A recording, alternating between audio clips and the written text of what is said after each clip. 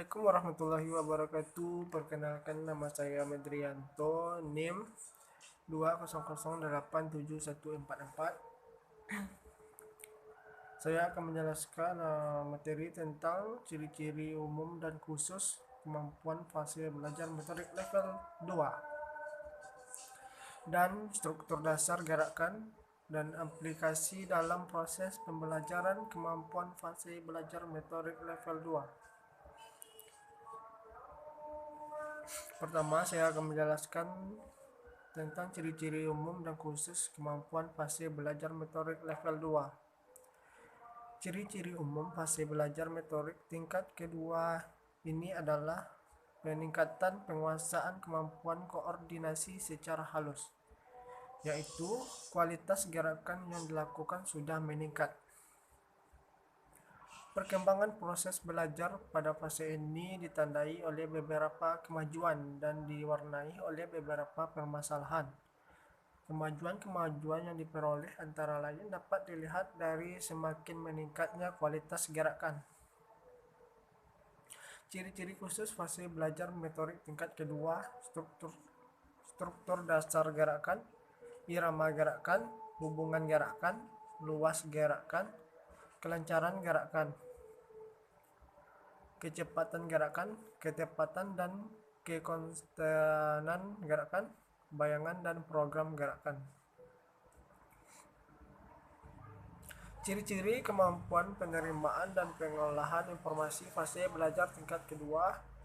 Dalam belajar motorik ada 5 indera penerima informasi, antara lain 1. Mata, kedua kulit, ketiga otot-otot, keempat telinga, kelima alat keseimbangan yang terletak pada bagian dalam telinga. Kelima indera penerima informasi tersebut dikelompokkan dalam 2 kelompok, yaitu yang pertama, alat penerima informasi dari luar, yaitu informasi yang datang dari luar atau dari lingkungan si pelaku gerakan itu sendiri, diantaranya mata, telinga, dan kulit. Yang kedua, alat penerima informasi dari bagian dalam, yaitu informasi yang berasal dari dalam diri si pelaku gerakan itu sendiri tentang jalannya gerakan baik yang sedang berlangsung, diantaranya otot-otot dan statikodinamisator.